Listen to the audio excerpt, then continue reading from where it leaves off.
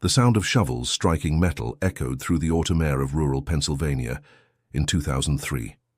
A crew of construction workers widening a back road near the Allegheny Mountains had expected little more than stubborn rock and tangled roots beneath the soil. Instead, their tools rang against something hollow. At first, they believed it was an old septic tank, but as they cleared more earth, the outline of reinforced concrete and rusted steel slowly emerged. Within hours, the discovery became undeniable. They had unearthed a sealed underground structure, forgotten for decades. The sheriff's office was called in, followed by a team of county officials. What they found once they pried open the first hatch left everyone unsettled.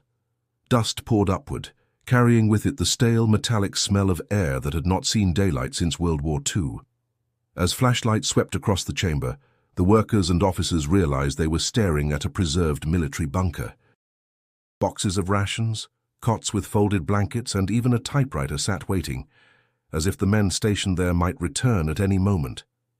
But the soldiers never returned. News traveled quickly through the small towns nearby.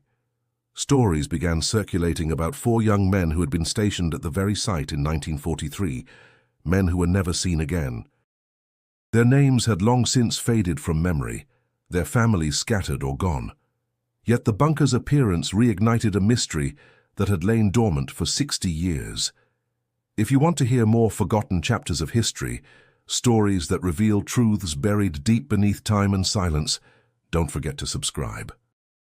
This journey will take us through shadows of war, broken promises, and the voices of men who vanished without explanation. Among those drawn to the discovery was Dr. Michael Turner, a military historian from Virginia, known for his relentless pursuit of overlooked stories. Michael was no stranger to archives, libraries, and the faded ink of forgotten files. His passion had always been to restore dignity to the men and women who had served, but whose sacrifices were lost in bureaucratic silence. When the call came from Pennsylvania authorities asking for his expertise in identifying the origins of the bunker, he felt the familiar pull of duty. Driving north through winding back roads, Michael could not shake a feeling of unease. He had studied countless accounts of military installations across the United States, from desert training camps in Arizona to coastal defenses in Maine, but rarely had he encountered an active mystery waiting to be solved. His mind kept circling back to one question: why had the bunker been sealed so deliberately, and why had the 4 soldiers assigned there disappeared without a trace? As he arrived at the site, he took in the scene: a cluster of official vehicles, yellow tape surrounding the newly exposed hatch, and the curious stares of townspeople lingering at the edges. The air smelled faintly of damp earth mixed with rust, and the late afternoon sun cast long shadows over the construction equipment. An officer guided him down into the chamber. The steel door creaked as it swung open, revealing a world untouched since the height of the Second World War. Michael's eyes swept across the scene: ration tins stacked neatly in corners, a deck of cards left mid-game, personal belongings scattered with eerie normalcy. It was as if time itself had stopped, freezing the final moments of the men who once lived here. He paused, running his fingers over a soldier's cap resting on one of the bunks. In that silence, he felt the weight of lives interrupted. Somewhere in this bunker, hidden within its walls, lay the story of what happened in 1943. He knew the truth was buried not only in these chambers, but also in dusty government files, faded letters, and the memories of those who had waited for loved ones who never came home. Michael drew a deep breath. This was more than an investigation. It was a promise, one he would not allow to be broken. And so the search began. In the summer of 1943, America was deep in the war effort. Across the country, towns had transformed into engines of production, with factories running day and night, and families sending their sons overseas. Yet not all battles were fought on distant shores.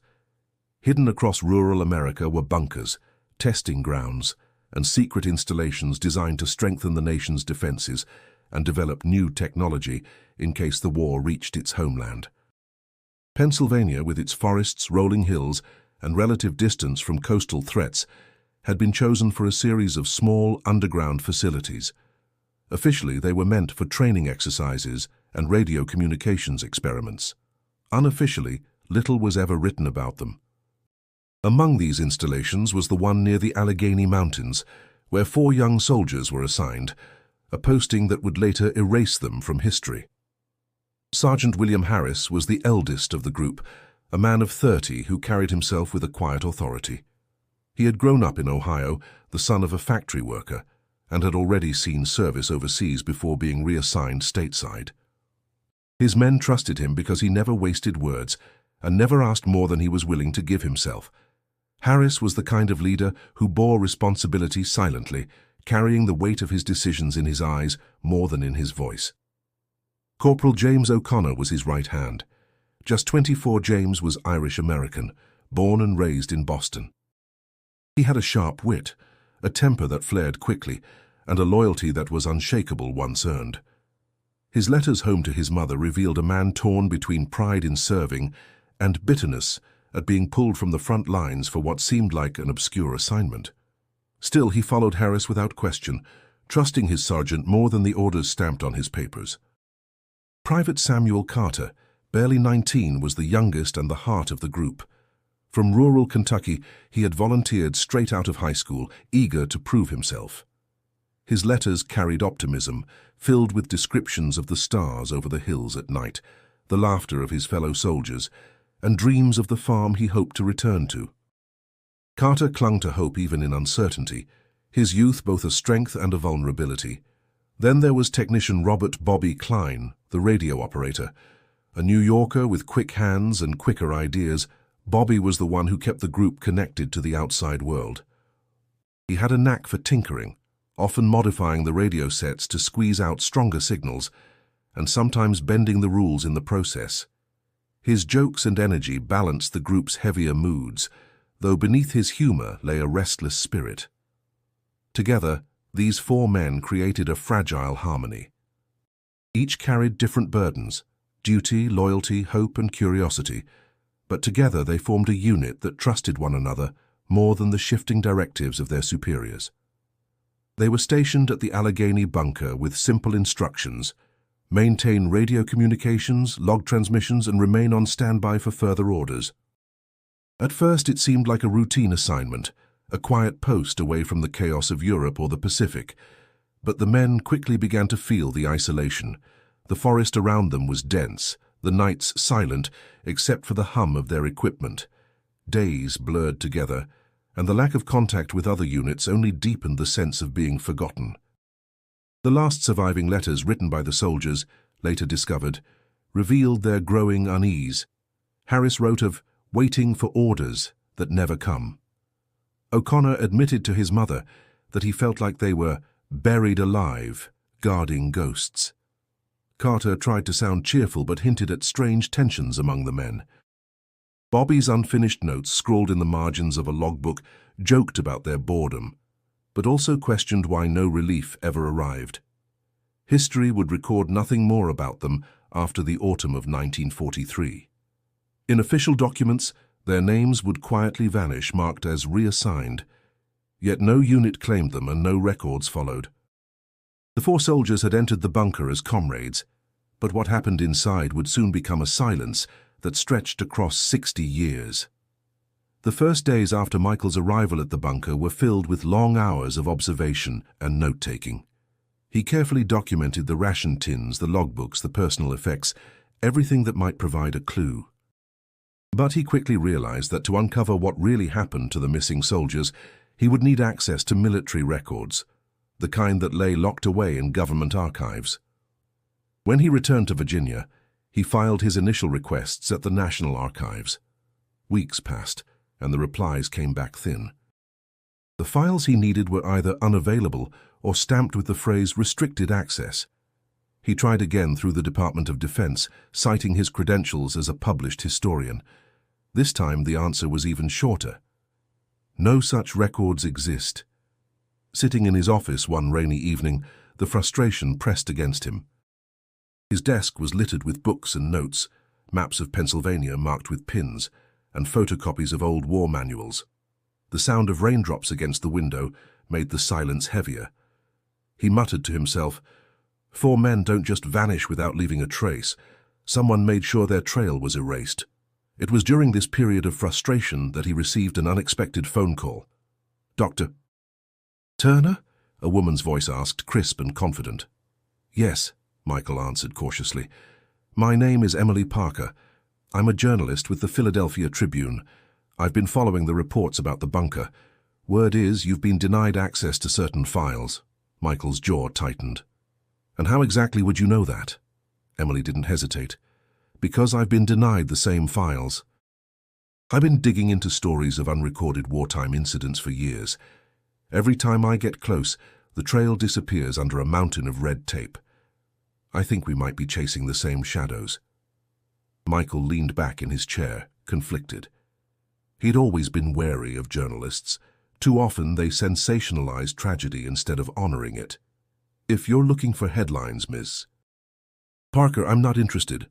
Her reply came sharp but steady. "I'm looking for truth. My grandfather served in the same division those men were pulled from. No one in my family ever got clear answers about his reassignment orders. If I wanted cheap headlines, I'd already have written them. But you and I both know this story deserves more than that." The words struck him with unexpected force. He thought of his own grandfather, a man who rarely spoke of the war but whose silence carried stories Michael had spent his life trying to piece together. "All right," Michael said after a long pause. "We'll meet. But understand this, I won't tolerate half-truths. These men deserve more." "Agreed," Emily answered firmly. They met days later at a small diner just outside Harrisburg. The smell of coffee and fried bacon filled the air as they slid into a booth. Emily was younger than Michael expected, with sharp eyes that seemed to measure everything around her. She laid out folders filled with photocopies, clippings, and handwritten notes. "These soldiers," she began, tapping the table, "were officially listed as reassigned. But I've checked the rosters of every unit in their division. Their names vanish after September 1943. It's like they walked off the page of history." Michael nodded, flipping through her documents. The inconsistencies matched what he had already seen. "So, someone scrubbed them," he said quietly. Emily's gaze locked onto his. "The question is, why?" For a moment, the noise of the diner seemed to fade. Michael felt the spark of determination rekindling inside him. This wasn't just a puzzle for historians. It was a wound in history waiting to be closed. But with each discovery came new risks, and he could sense that obstacles greater than sealed files were ahead. When Michael and Emily were granted limited access to the bunker weeks later, the atmosphere between them was taut with anticipation. The site had been secured by local authorities, though whispers of federal interest loomed. Passing through the steel hatch, they descended into air that still carried the musty weight of decades. Dust clung to their throats, and the dim beam of their flashlights cut through shadows that felt almost alive. Michael crouched near a row of ration boxes. He brushed away grime to reveal the faded stenciled letters, U.S. Army Field Rations, 1943. The cardboard was fragile but intact. 60 years underground and this survived, he murmured. Emily leaned in beside him, her recorder clicking softly as she documented. Against one wall stood a metal cot, its blanket folded neatly, as though expecting an occupant to return. Nearby, a soldier's cap rested on a pillow, untouched. Emily's brow furrowed. "This doesn't look abandoned, it looks paused." Michael moved deeper, finding a table where a typewriter sat with a sheet still loaded. The ink had faded, but words were visible, a half-written report that trailed off mid-sentence. His chest tightened as he read aloud, "Awaiting further—" The line ended abruptly, as if the writer had been interrupted and never returned. "Why wouldn't they finish?" Emily whispered. Michael didn't answer.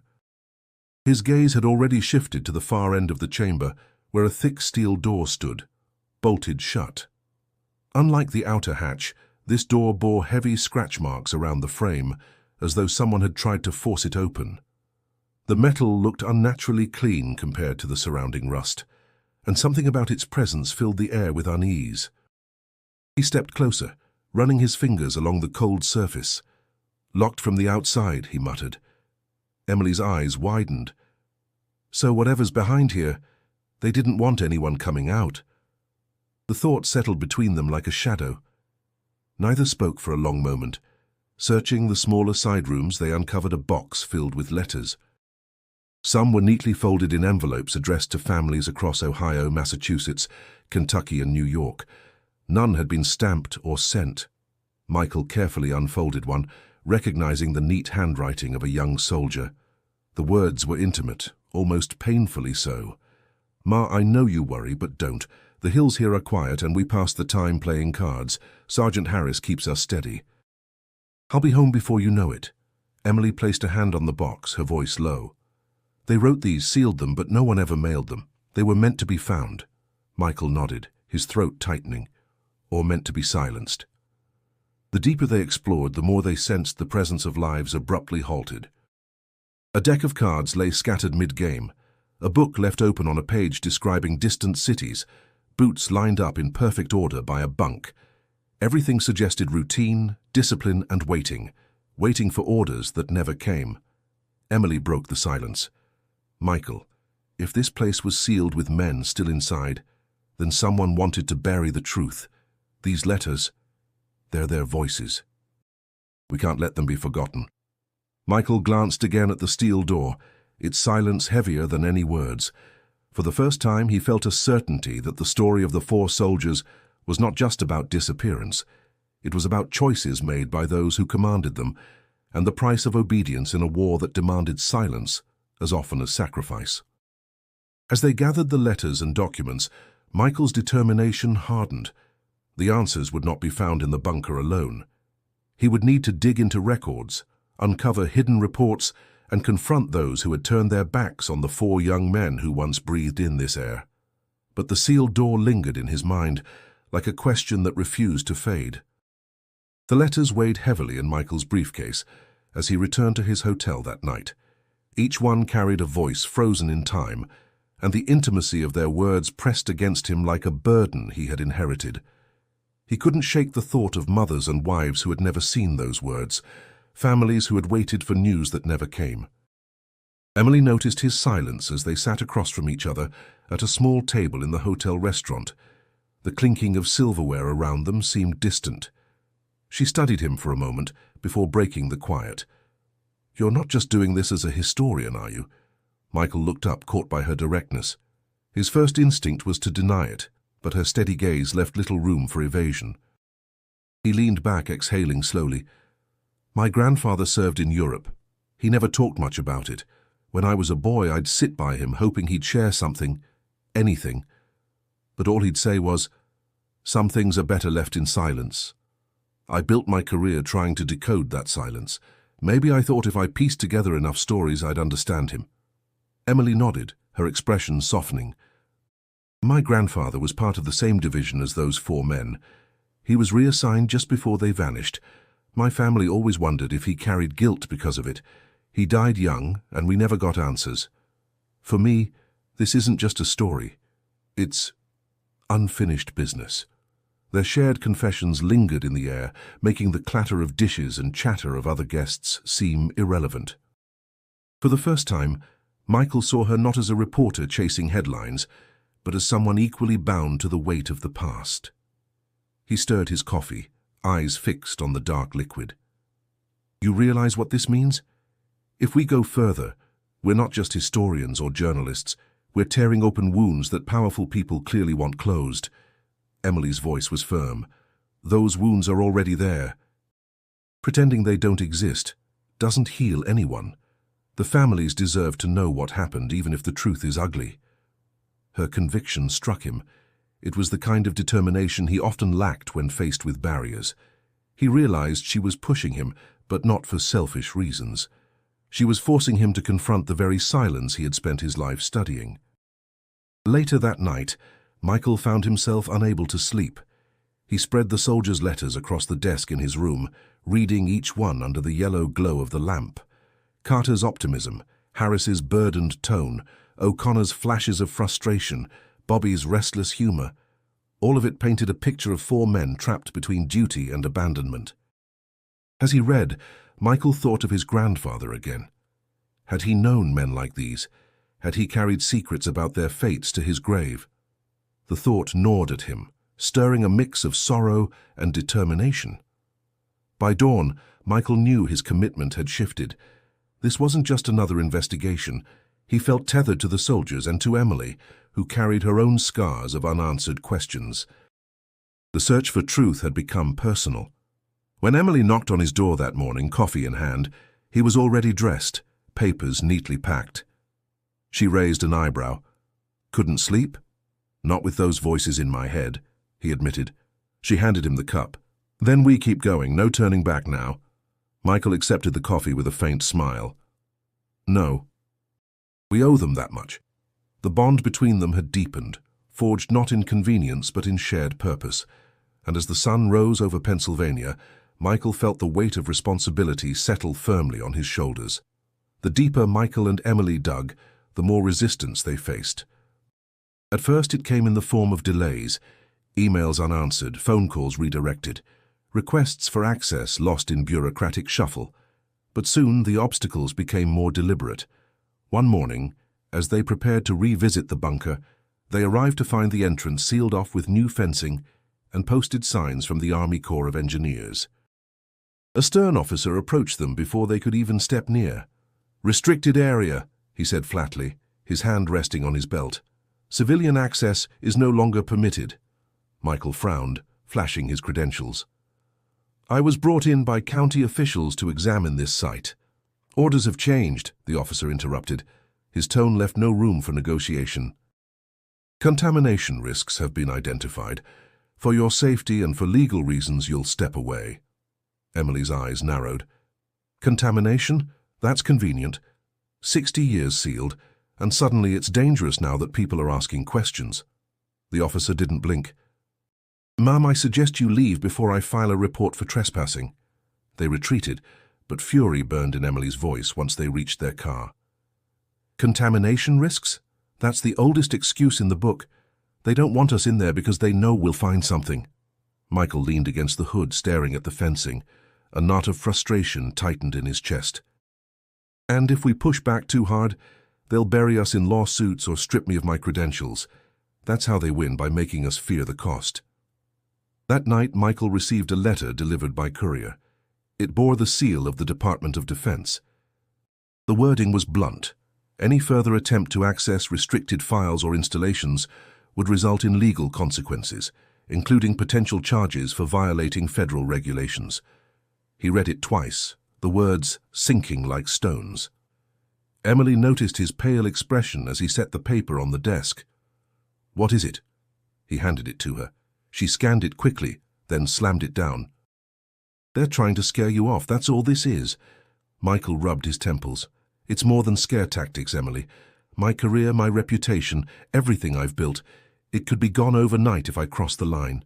Her eyes softened, though her voice remained steady. "And what about the soldiers?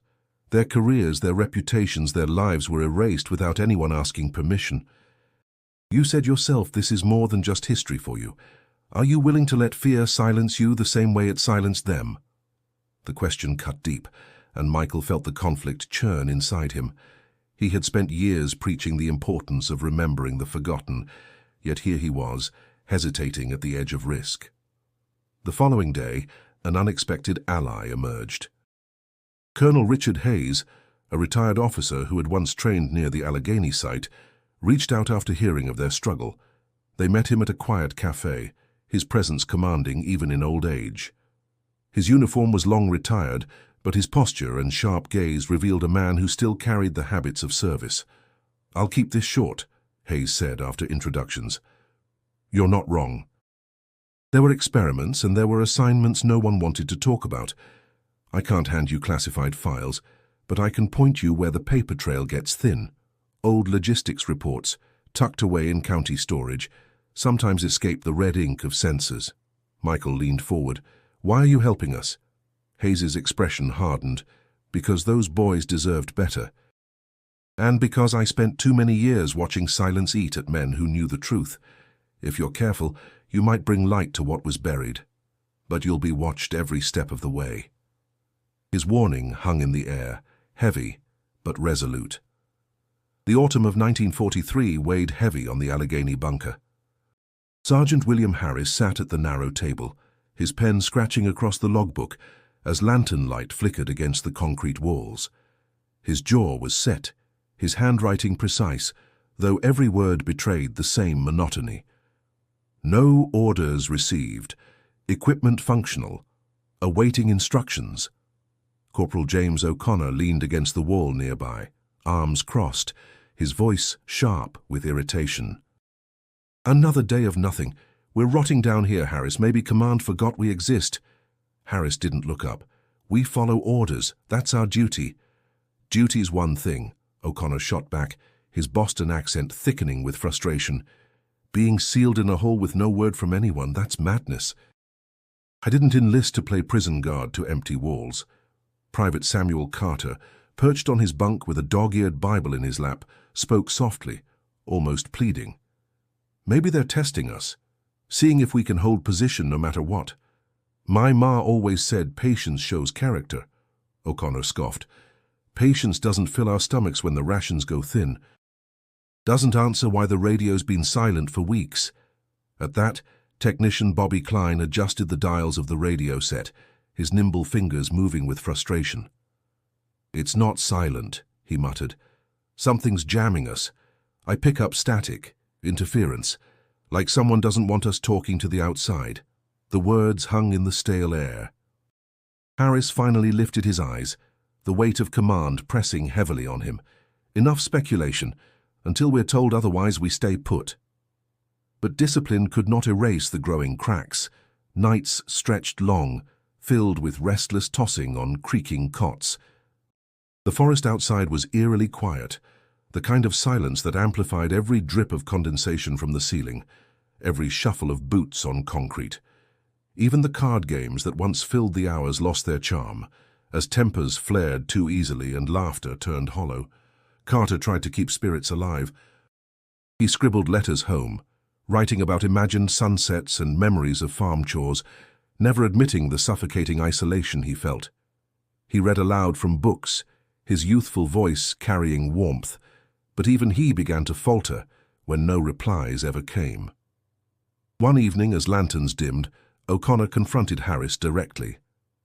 "With all due respect, Sarge, how long do we sit here like fools? Orders or not, men weren't meant to be buried alive." Harris's response was quiet but firm. "If you break orders, you break the chain that holds us together, and when that chain breaks, men die." The argument died there, but resentment lingered. Klein, meanwhile, kept tinkering. He claimed he heard faint voices hidden in the static, like words swallowed by a storm. "They're out there," he insisted one night. "Signals coded maybe. Someone's talking, but we're not supposed to hear it." His excitement bordered on obsession, wires and parts scattered across the table like pieces of a puzzle he alone could solve. Harris worried silently. He recorded everything, but his private notes revealed more than routine. Morale is strained. Men restless. Confidence slipping. If no orders come soon, I fear discipline will collapse. The pressure was no longer just about waiting. Rumors among the men whispered of experiments, of being test subjects rather than soldiers. The sealed steel door at the end of the bunker became a constant reminder, its presence unexplained. Each glance toward it stirred unease, though none dared voice the thought aloud. Perhaps they were not meant to leave. As the days passed into weeks, loyalty and fear pulled the four men in opposite directions. The forest above remained indifferent, while underground a battle was already being waged, not against an enemy army but against isolation, mistrust, and the silence of absent orders. Michael and Emily decided that to understand the missing soldiers, they needed to move beyond official channels. If the government would not speak, perhaps the families of those men could. It was a decision that carried weight. Approaching families meant reopening wounds that had never properly healed. Their first visit was to Columbus, Ohio, where Sergeant William Harris's daughter still lived. Martha Harris was in her 70s, her hands trembling slightly as she welcomed them into a modest brick home filled with photographs of children and grandchildren. Her father's face, in uniform, hung framed above the fireplace. "My mother always told me he was reassigned," Martha explained. her voice steady but her eyes moist. She never believed it. Not really. She used to say she could feel he was gone long before the telegram came. Michael leaned forward gently. Do you remember anything specific she said about those days? Martha nodded slowly. Only that the army never gave her answers. Just silence. She wrote letters for years demanding clarity. Nothing ever came back. She looked at them with quiet resolve. If you find out the truth, don't hide it, even if it's ugly. He deserves better than silence. The next stop was Boston, where they met Patrick O'Connor, a nephew of Corporal James O'Connor. Patrick ran a small pub, its walls decorated with old photographs of Irish immigrants and veterans. He laughed warmly when they introduced themselves, but his expression grew serious when his uncle's name was mentioned. James was the fire of the family, Patrick said, pouring them cups of strong coffee. Ma used to say he was stubborn as hell but loyal to the bone. She never forgave the army. Said they stole him, then erased him. Emily asked softly, did she ever mention anything about his last letters? Patrick went quiet for a moment, then disappeared into a back room. He returned with a small wooden box, setting it carefully on the table. Inside lay a bundle of yellowed envelopes tied with string. These were the last ones. Some were never mailed, but the family got them years later from someone in his unit. We never understood why. Michael untied the bundle, his fingers trembling. The words echoed the tension he had already seen in the bunker letters: frustration with the silence, loyalty to Harris, the gnawing fear of abandonment. One line struck him like a blow. If they mean to forget us, let it be written somewhere that we were here. From Boston, their journey led to rural Kentucky. The Carter family still lived on the land where Samuel had been born, a weathered farmhouse surrounded by fields. His younger sister, now in her 80s, welcomed them with a mix of suspicion and warmth. Sam was just a boy, she said, her voice fragile. He believed the army was his chance to see the world. He used to write me about the stars at night, said they looked the same no matter where he was. Then one day the letters stopped. Mama never stopped waiting. She showed them a photo of Samuel in uniform, his face open and full of hope. Emily felt her throat tighten as she studied it. Their final visit was in New York, where Robert Bobby Klein's grandson lived. A historian in his own right, he greeted them with curiosity. Grandpa was always the family's question mark. We knew he worked with radios, but beyond that, nothing. My father used to say it was like he vanished into thin air. He led them to a desk, where Bobby's old tools had been preserved: a soldering iron, spare wires, a broken headset. It's all we have left, he said quietly. Each encounter left Michael heavier, but also more determined. The family's stories turned the soldiers from names on documents into flesh and blood men with dreams, flaws, and unfinished lives. As they drove away from New York, Emily broke the silence. Now it's not just about truth, it's about justice, for them and for everyone left waiting. Michael nodded. And we can't stop. Not now. The leads from Colonel Hayes had been vague, but Michael and Emily pursued them with persistence. One trail took them to a small county library in a quiet Pennsylvania town, where the air smelled of dust and old paper. The archivist, an elderly woman with thick glasses, hesitated when Michael asked about military records from the 1940s. Most of those were transferred to the Federal Archives years ago, she said. But sometimes things get misplaced. You'd be surprised what ends up forgotten in basements. She guided them to a locked storage room, where shelves sagged beneath boxes marked with fading labels. Emily tugged open one, sneezing as dust spiraled upward. Inside were brittle folders, their covers stamped with military seals. Michael pulled one free, his pulse quickening. The heading read, Experimental Radio Transmission Project, Allegheny Sector, 1943. His hands trembled as he flipped through the pages. Reports detailed the installation of underground bunkers, equipped with prototype communication devices, designed to test long-range encrypted signals. Emily leaned over his shoulder. So it wasn't just a shelter. They were using those men to test equipment. Michael scanned further. They called it Project Sentinel, said interference was stronger than expected. Reports mentioned these unexplained distortions, complaints from operators about headaches, nausea. Emily frowned. And then what? He turned to the last pages. The records ended abruptly. No closure, no explanation, just a stamped note. Project terminated. Files restricted. Emily's frustration flared. That's it? They just cut it off mid-sentence? Where's the follow-up? Michael closed the folder slowly, the weight of silence heavy in his chest. That is the follow-up. Someone didn't want questions asked. They kept digging, their fingers blackened with dust, until they uncovered a second folder misfiled under civilian infrastructure. It contained requisition logs for equipment, radios, sealed food supplies, reinforced steel doors. The last entries matched the date the 4 soldiers had been stationed at the Allegheny bunker. Emily tapped the paper. This proves they were tied to the project. They weren't reassigned. They were left there. Her voice carried a tremor of anger. Michael studied her, seeing the same fire that burned in him. Left there to test something no one wanted to admit existed. The archivist returned, her eyes narrowing at the sight of the open files. You'll want to be careful with those, she warned softly. Some people don't like it when old ghosts are disturbed. Michael met her gaze. Do you know anything about this project? She hesitated, then shook her head. Only whispers. Men who worked at the depot used to say the radios weren't just for communication, that they were shielding something. But you didn't hear that from me. Back outside, the crisp autumn air felt sharper, colder. Emily pulled her coat tighter, her breath visible. Every time we peel back a layer, we find more silence instead of answers. Michael nodded, gripping the folders under his arm. Silence is the answer. Someone erased these men on purpose, and the more we learn, the more dangerous it becomes to keep asking. Emily stopped, facing him directly. Then we ask, louder.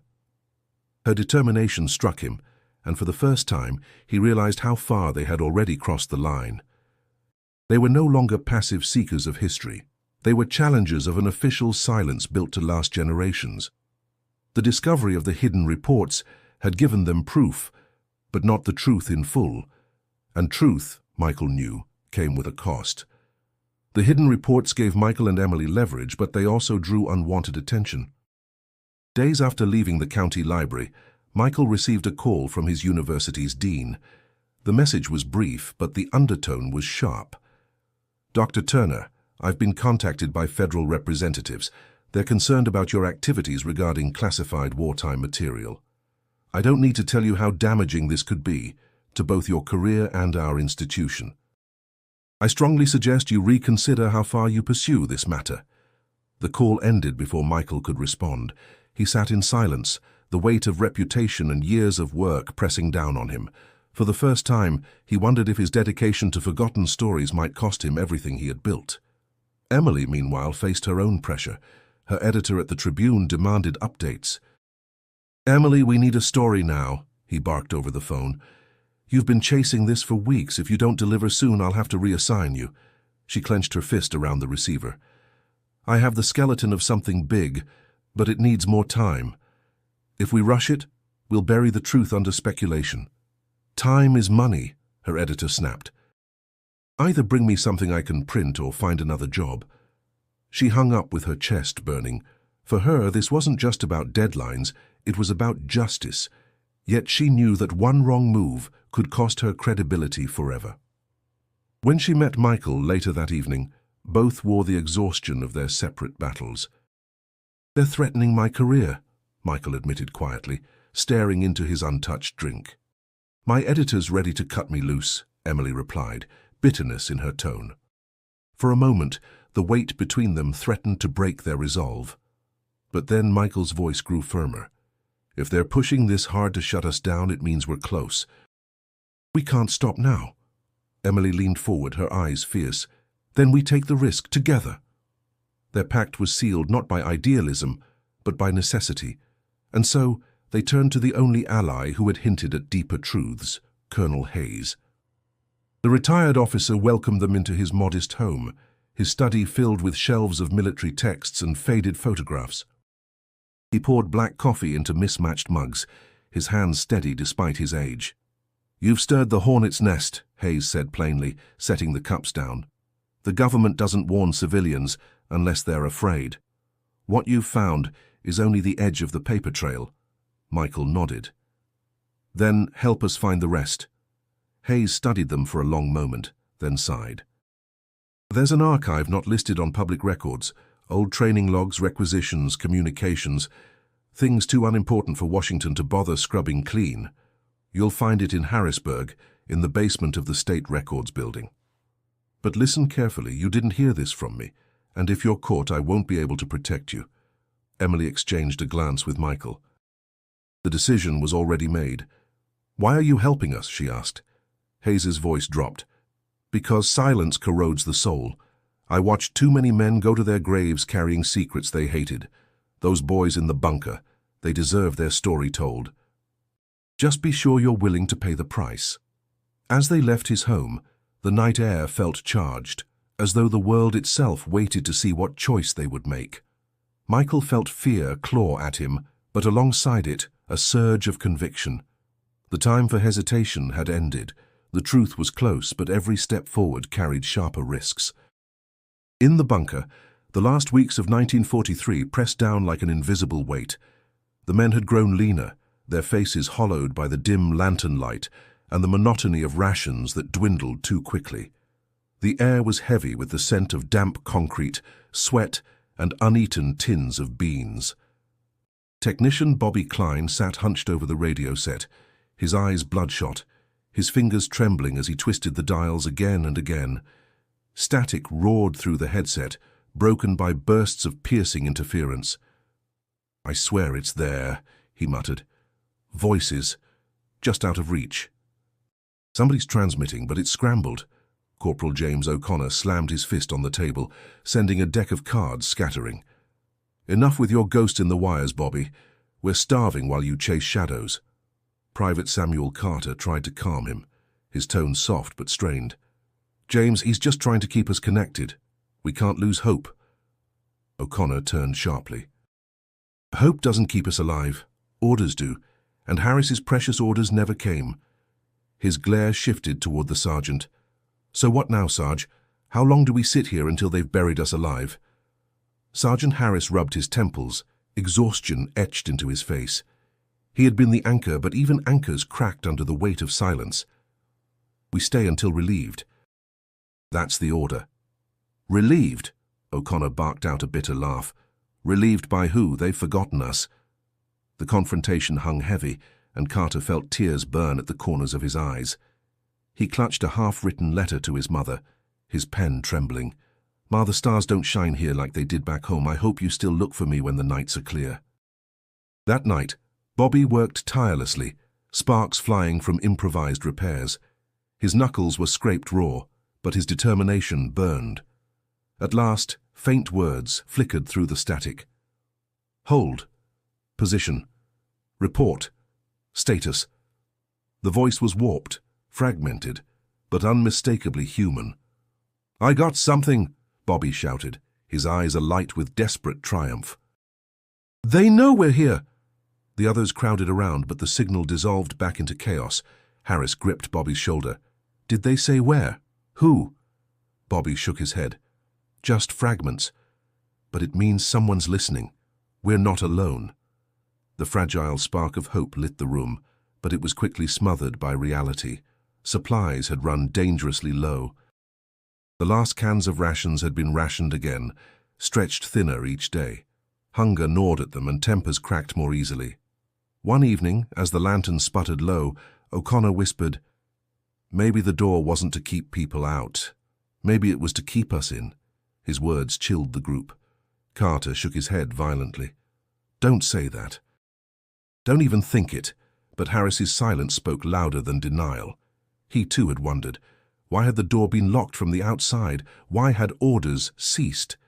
In the final days of December, the logbook entries grew sparse. Harris's neat script deteriorated into rushed notes. Supplies gone. Radio unreliable. Morale failing. The last entry was scrawled with shaky hands. "If anyone finds this, remember us." On their final night, Bobby made one more desperate attempt to send a message. His voice cracked as he spoke into the microphone. "This is Technician Robert Klein, Allegheny Sector. 4 men holding position, running out of food, awaiting orders. Do not abandon us." The transmission, though never received, remained etched on the last surviving reel of tape, its silence echoing louder than the words themselves. And then the bunker went quiet. Michael and Emily returned to the bunker with quiet determination. Permission had not been granted, but access had been arranged through back channels. The entrance gaped open in the dim light, its silence pressing down on them like a warning. Emily's voice was low as they stepped inside. "The families deserve more than theories. We have to see what's behind that door." The steel barrier loomed ahead, its bolts rusted but intact, the scratches around its frame still sharp after decades. Michael ran his hand across the surface, feeling the coldness sink into his skin. "Locked from the outside," he repeated, the same thought that had haunted him since their first visit. With heavy tools and determination, they began forcing the door open. The screech of metal against metal echoed through the chamber, an unnatural sound that made their hearts race. When the final bolt gave way, the door groaned open, revealing a narrow passage swallowed by darkness. The air inside was different, thicker, carrying the acrid scent of burned paper and something metallic. Their flashlights revealed scattered fragments across the floor, charred documents, melted wires, and remnants of equipment that had been deliberately destroyed. Emily crouched, lifting a blackened scrap of paper. The edges crumbled in her fingers, but a few words remained legible. Interference, unstable. Operator symptoms. Immediate termination. She swallowed hard. They knew something was wrong. Michael knelt beside a shattered radio set, its dials twisted and blackened. He whispered as if to himself, "They weren't just abandoned." They were silenced. Along one wall, faint writing was visible, scrawled in pencil that had faded but endured. Michael traced the words with his beam of light. "Don't let them bury us." The letters were uneven, hurried, as though written in desperation. Emily's breath caught. My God, they left a message. Deeper inside, they found a small box tucked beneath debris. Inside lay reels of recording tape, brittle but intact. Michael held one up carefully, recognizing the labels. Transmission log, December 1943. His chest tightened. This could be their final voices. Beside the box, another discovery lay waiting. A soldier's dog tags dulled by time but still legible. Carter, Samuel J. Emily picked them up gently, her hand trembling. "He was the youngest," she whispered. "He never made it home." The silence between them grew unbearable. Michael felt the weight of history pressing down, heavier than any archive or report could convey. Here, in this sealed room, was the truth no one had wanted uncovered. Emily's voice broke the stillness, sharp with emotion. "Michael, this wasn't a failed experiment. This was a cover-up." They knew the equipment was unstable. They knew men were suffering. And instead of pulling them out, they locked the door. Michael clenched his jaw and erased them from history. The realization settled into their bones. Everything they had pieced together from letters, reports, and testimonies now had physical confirmation. But confirmation brought a new burden: what to do with it. As they packed the reels and surviving scraps into protective cases, Emily's determination only hardened. "We can't let this die here again. If we walk away, we're complicit." Michael nodded, though unease gnawed at him. He could already imagine the storm that would follow. Legal threats, accusations, perhaps worse. Yet as he looked at Carter's dog tags in Emily's hands, he knew there was no turning back. The sealed door had guarded its secret for 6 decades, but now the silence had been broken. Back at the hotel, the table was covered with evidence. Burned scraps of reports, reels of tape. Carter's dog tags resting like a silent witness. The dim light cast long shadows across their faces as Michael and Emily sat opposite each other, the weight of discovery pressing between them. Emily broke the silence first, her voice steady but charged.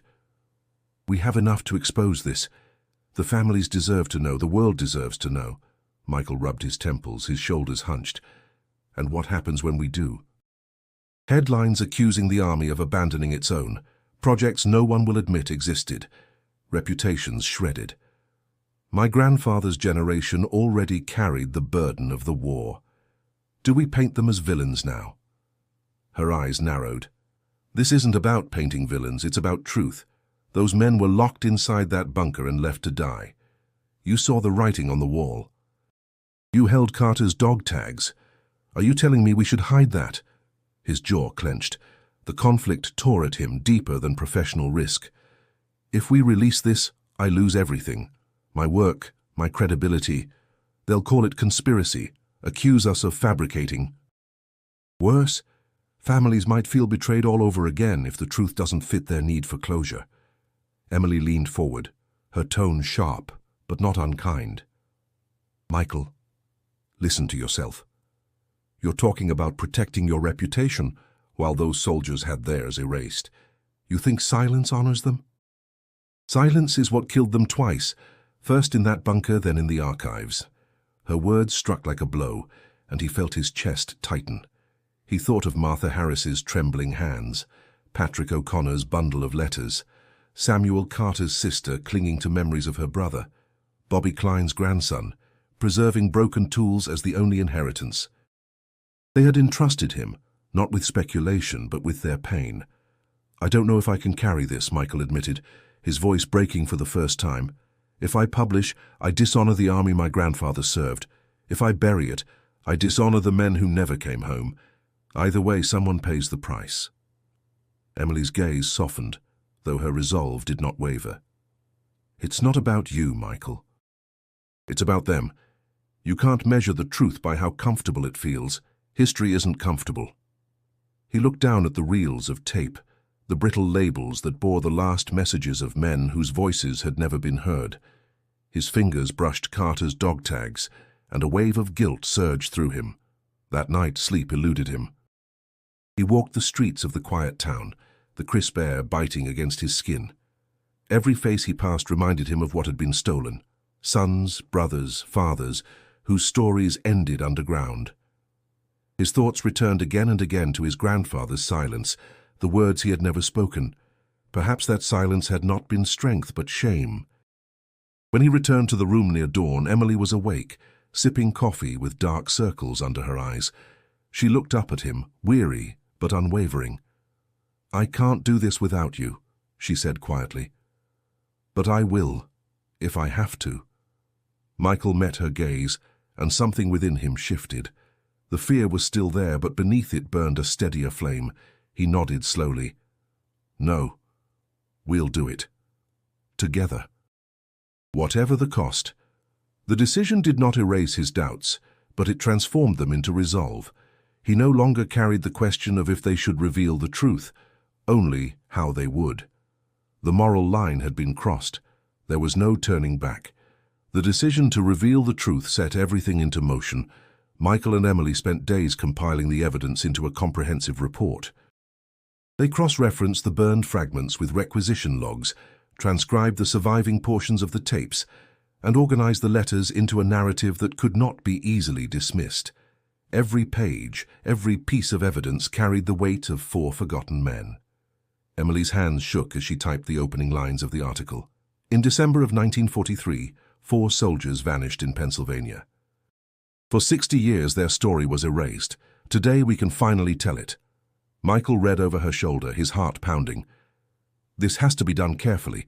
No sensationalism, no speculation, just the truth. Emily nodded. If we give them honesty, nothing they throw at us can discredit it. They released the article to the Tribune first, followed by an academic report Michael submitted to a respected historical journal. Within hours of publication, the story spread. Headlines lit up across the country. Lost soldiers of Whabouchi-Tunu. Bunker discovery reveals long-suppressed truth. The public response was immediate and visceral. Families of veterans called in to radio stations, demanding answers. Descendants of the 4 men reached out to Emily with gratitude and tears. Martha Harris, the daughter of Sergeant Harris, sent a letter written in a trembling hand. For the first time in my life, I feel like my father's voice has been heard. Thank you, but not everyone was grateful. Officials dismissed the story as misinterpretation of incomplete records. Military spokesmen insisted there was no evidence of wrongdoing, yet the evidence spoke louder than denial. The photographs of the bunker, the transcripts of desperate radio calls, and the scrawled message on the wall, "Don't let them bury us," spread like wildfire across the media. Emily faced her editor with a quiet smile as the paper's circulation skyrocketed. "Still think it wasn't worth the risk?" she asked. He shook his head, humbled. "You were right. This was the story of a lifetime." For Michael, the consequences came swiftly. His university launched an inquiry, citing his decision to bypass official channels. Yet even as colleagues whispered about the risk to his career, students and fellow historians rallied behind him. At lectures, veterans' families approached him with gratitude, telling him their own stories of silence and loss. Colonel Hayes sent a short note. "You did what many of us never had the courage to. They deserved nothing less." Still, recognition from the government remained minimal. A brief statement was released, acknowledging administrative errors and promising a review of archival practices. It was far from accountability, but it was more than silence. Weeks later, Michael and Emily stood together at a small memorial service in Pennsylvania. The families of Harris, O'Connor, Carter, and Klein gathered, clutching photographs and folded flags. A plaque was unveiled, bearing the names of the four men and the words, "Their voices endured the silence." Martha Harris placed a hand on Michael's arm, her eyes brimming. "You gave my father back to me. I can finally stop wondering." Patrick O'Connor raised a glass in honor of his uncle, his voice steady. "For decades, we were told nothing. Now we know." That's enough. As the families embraced one another, Michael felt a quiet peace he had never known. The doubts that had haunted him, whether he was dishonoring his grandfather's generation, whether he could carry the burden, melted away. He had not chosen sides between history and humanity. He had chosen both. Emily stood beside him, her eyes on the plaque. "This isn't the end, you know. There are other stories out there, buried just as deep." Michael nodded, the autumn wind brushing against his face. "Then we'll find them. Together." The memorial ended with silence, the kind that carried both grief and peace. As families slowly dispersed, Michael lingered, his eyes fixed on the plaque where the four soldiers' names were carved into stone. For decades they had been erased, buried not just beneath earth and steel, but beneath deliberate silence. Now their story stood in the open, undeniable, unforgotten. Emily joined him, her arms crossed against the chill of the evening. "Do you feel it?" she asked softly. Michael tilted his head. "Feel what?" "The weight lifting. For the first time since we started, I feel like they can rest." He nodded, though his heart was still heavy. "Rest, yes, but this doesn't erase what was done to them. Nothing can." "True," Emily admitted, "but truth isn't about erasing pain. It's about naming it, so it can't be hidden anymore." The wind rustled the trees around them, carrying the scent of autumn leaves and faint wood smoke from nearby homes.